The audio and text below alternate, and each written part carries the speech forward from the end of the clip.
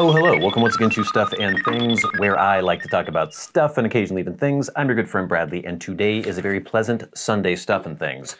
And on this pleasant Sunday Stuff and Things, we have many stuff and things to talk about, including upcoming videos, things that you can look forward to on Stuff and Things Plays, and Working. I'm going to talk about a pretty big milestone in how many subscribers we have on Stuff and Things. I'm going to read to you a message from our good friend Sean, a thank you message to all of you who were so generous in supporting him as he's battling cancer. We're going to have a box opening from a Patreon supporter. Very generously sent something along. I have no idea what is in this. And then, of course, we will have your questions, comments, and feedback in hashtag askstuffandthings. So let's get into it. Okay. So much coming up on Stuff and Things Working and Stuff and Things Plays. First of all, we are going to have a video on my very favorite pipe of all time. I have many pipes, many amazing pipes, many of which were sent to me by amazing viewers, but there's one in particular that I have selected as my favorite for various reasons, which we will get into in the video that we'll be posting this Wednesday on YouTube, Monday on Patreon, if you are a Patreon supporter. After that, the next week, we are going to have a review of these, the NYX Urban Loggers. These are absolutely fantastic, staggeringly good boots that were sent to me by Ben from stitchdown.com. I've been wearing these for over a month in my daily work as a concrete person, a construction worker, and then also in just my casual daily life as well. They're fantastic, and that review will be posting not this week, but the week after. Then, I'm going to save that one. We'll talk about that later. If you didn't watch the episode that posted on Working this last Monday, shame on you. You should watch it. It's fantastic. It's what happens when everything goes wrong. If you want to see some drama, if you want to see the whole range of human emotions, you should watch that episode. There is a link to Working below. This coming week will just be a short. We do every other week a full main episode. And then on Tears of the Kingdom, every Monday, Wednesday, and Friday, The Legend of Zelda on Tears of the Kingdom. On Stuff and Things Plays, The Legend of Zelda Tears of the Kingdom series continues every Monday, Wednesday, and Friday. Lots going on. Okay, so I mentioned at the beginning of the episode that we're close to a subscriber milestone on Stuff and Things. We are so close to 50,000 subs on this channel. So, if you are watching this, and I know that many of you who are watching this are not subscribed, you should definitely subscribe to the channel. Just hit that button, hit that subscribe button, and you'll get us over 50,000 subs. And once we hit 50,000, it's on to 100,000. Similarly, if you have not subscribed to Working, you must go to Working now and subscribe. There is a link in the description box below, and it would be much appreciated. It's pretty amazing. I was looking back at some old videos, and I saw the one where I was like, we've hit 100 subscribers! And it was this huge big deal to me. I never thought I'd get to the point, well, I did think we'd get to the point where we had 50,000 subs, and I'm really excited about that. And I would love to celebrate that milestone with you. So hit that subscription button if you haven't already. And thank you all to everyone who has been subscribed for as long as so many of you have who have continued watching. It's fantastic. Thank you. So a couple weeks ago, I mentioned to you that a good friend of mine was diagnosed with a very bad form of cancer. And without telling him about it, I talked about it on the channel or on the show, and then gave a link to his GoFundMe page. It wasn't his GoFundMe page, it was someone else that started the page for him. And it was amazing, the response that you guys gave to that. So many of you went out there and helped him out. Someone who you don't know at all, just because I asked you to. And again, I can't describe to you how amazing that is and how much that means to me. And once my friend Sean found out about this, he was very touched as well, and he wanted to write something up for me to read to you to express his gratitude to you. So here we go. I'm going to cut some things out. There were some things he said that were like too nice about me, so we'll cut those out. But here's what he says. It's difficult to comprehend the outpouring of giving and goodwill sent to me by your solemn community. To snap into action after being galvanized by my friend and yours, Bradley Victor, to help out strangers, all while the entire world is screaming for help, is utterly stunning. My jaw has been on the floor since the first Stuff and Things community member reached out with kind words and an incredibly generous donation, and it has remained agape with each new one. I want to express my most sincere thank yous to you all. To be cared for is unfortunately a slightly resistant new feeling for myself. Learning the language of appreciation is oddly unfamiliar as well. Not because the gratitude is absent, it's just very easy to sometimes believe you only have oneself to rely upon in any tough circumstance.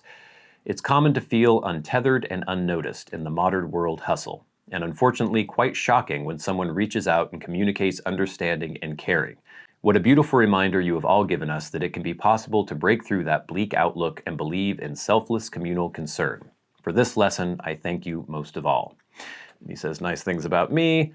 Thank you all for welcoming us into your fellowship. Now, if you'll please kindly show us the way to the Kool-Aid, I'd like to propose a toast to the cult of Bradley Victor. Sincerely, Sean Meyer and Julia Scary. Thank you so much, Sean, for sending that in, and I know a lot of people who gave to the GoFundMe will appreciate hearing those words. And again, thank you to all of those who were kind enough to donate. It's amazing. Being snappy this episode, and that's good because I have a ton of stuff to do on the Urban Logger review. So much stuff to film still and a ton of editing to do. But I was choked up with emotion when I got this package in my P.O. box. This is from our good friend, I'm assuming our good friend Glenn Dunnington, because it says Dunnington right here. And Dunnington has been a Patreon supporter for a very long time. I'm sure you will have heard his name mentioned many times when I do the Patreon shout outs. So we're gonna pop this thing open. I don't know what's in it, no clue. This is my Buck River Ultralight Bushcrafter in CPM 3V with the Desert Ironwood handle. We're going to slice into this box. I don't want to cut up this message that he has at the front if I slice through this, so I'm going to see if I can work my way around it here. Yeah. Is that going to work? Can I get in that way? Maybe. Okay, I think I'm going to get the letter off here. Oh, it's not actually a letter. It's just a piece of envelope that he used for the label. So there you go. We don't have to worry about it. All right. I think I'm almost in. This has been well packaged to keep prying eyes away. Ugh, where else is it attached here? Maybe here. Aha. Oh boy. Okay, the box is open. There is a note. Bradley, hope you enjoy these teas as much as I enjoy all three of your channels. Glenn. Thank you, Glenn.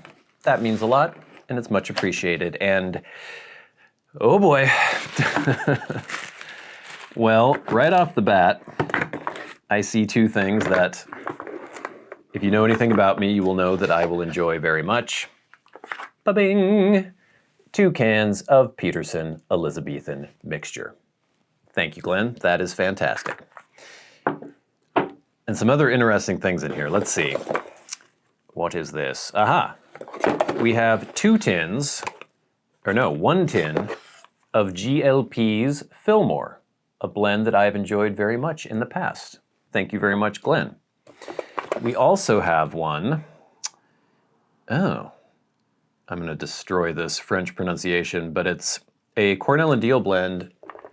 Vieux Carré. I don't know exactly how to pronounce that, but this is a blend that I don't know much about. It says, Badoo, commonly known as French Quarter, doodly-doo, New Orleans. I'm just trying to see what kind of blend this is, but I'm not sure. I'm assuming maybe it's a Perique blend, because it's talking about New Orleans and the French Quarter. So I'm assuming maybe a vapor. Interesting. Looking forward to checking that out. What is this? Signature series by I'm having trouble. I think I'm to the point where I'm going to need reading glasses. Per George Jensen. This is Paradoxical. Look at that. The tin art alone is fantastic. I love that. Very cool. Thank you, Glenn. It's cool to have blends that I don't know much about. This is the Country Squire. Oh, cool. 50th Anniversary Pipe Tea. It's kind to the mouth. 1970 to 2020. I have heard of this, but have never sampled it myself. Very cool. We also have a tin that has a date on it from 2017. This is another blend that I've always meant to try. This is Hearth and Home Fusilier's Ration. Excellent. Thank you, Glenn. We also have a tin, oh, it's another tin of the 50th Anniversary Pipe Tea from the Country Squire. We have Captain Earl's Mystic Blend. I've done 10 Russians on the channel, but I have not done Mystic Blend, so I'm looking forward to trying that out. I liked 10 Russians quite a bit. Ooh, a Savinelli blend. This is Savinelli Juno Royal Virginia. I don't know, I don't think I've ever reviewed a Savinelli blend on the channel. Maybe I have. I know I've had at least a couple Savinelli blends myself. I just can't remember if I've reviewed any. But there you go, interesting. And then, oh, look at this. We have a tin of Dunhill My Mixture BB, what is it again? 1938 from 2017. It was previously Baby's Bottom, but I think people thought that was a little too creepy. And so they changed it to BB 1938. I definitely reviewed this on the channel back in the day. So Glenn, that is fantastic. It's amazing to get all these blends, especially blends that I've never really ever had and don't have any experience with. I don't know how I'm gonna fit them in my pipe cellar, which is just a box, but I'm gonna try to cram them in there, and I will be doing videos on probably most of these blends in the future. So thank you so much. You've already been so generous to support me on Patreon, and now getting a gift like this, it's just fantastic. Thank you, Glenn. I can't hold all of these up at once, I don't think, but I'm gonna try. Hey! Amazing. All right, gang, but now it is time for hashtag #AskStuffandThings. Remember, if you have a question for me and you would like it answered on the Sunday Stuff and Things, tweet at @SATBradley with the hashtag #AskStuffandThings, and I will do my best to answer you on the next Sunday Stuff and Things. If you are a Patreon supporter, you can write to me via Patreon and go right to the front of the line. You can also hit that super thanks button under this video and go right to the front of the line. Or you can leave comments, questions, and feedback on my YouTube videos in the comment section. First, via YouTube, we have one from @EdMTZ4028. I want to know, or I didn't actually have his full message here, but the gist of it is, they want to know a good replacement for Royal Yacht. And I have no idea. Royal Yacht is weird. It's very distinctive tasting. I have only had it once when I reviewed it many years ago and didn't particularly like it. So I'm not the right person to ask this question, but if there is anyone out there who in the comments can tell EDDMTZ4028 a good replacement for Royal Yacht, let him know. Next, we have one from @SNZ1695. I've just bought a Peterson pipe, and besides the bad smell in contact, this is weird, okay. And besides the bad smell in contact with water/saliva, the black changed to almost totally white. I believe it's the Vulcanite's reaction. Are there any solutions for this, or should I just return it? It probably is the Vulcanite stem. Peterson usually uses Vulcanite on most of their pipes. It is a very old style of rubber, and it is very reactive. It's very volatile. It especially reacts to light. If you have ambient sunlight or UV rays hitting that, it's going to change the color pretty easily. It also does seem to react more to areas that have had contact with saliva and things like that. Unfortunately, you can't really return it, I don't think, because it's not defective. There's nothing wrong with the pipe. It's just if you want to keep your stems as black as possible. I used to be way more worried about that, and now I'm to the point where as long as there's not a bad taste in the stem, I don't really care that much. I do try to keep them out of direct sunlight because they could just completely turn yellow and fuzzy after a while. But yeah, you basically keep them out of direct sunlight. You can try to buff them. You can try to buff that out. If it gets really bad, you might have to sand it out. But it's just kind of a trade-off. People like Vulcanite because they can crunch down on them and really mold it to the shape of their teeth. Other people don't like it because it gets kind of gross looking and kind of gross tasting sometimes. Pipe makers like Castello use acrylic stems to avoid that issue, but just kind of the nature of the beast. Next, we have some feedback from last week's Sunday Stuff and Things. This is from @OldHollywoodBriar. They say, my favorite Japanese bands, I was talking about the amazing Japanese band, Mass of the Fermenting Dregs, that I saw in Seattle, and they said, my favorite Japanese bands are Shing O2 and The Pillows. I definitely know The Pillows. They were heavily featured in an anime called Fooly Cooly back in the day, and they're kind of a 90s alternative-y, I don't know how I would describe them.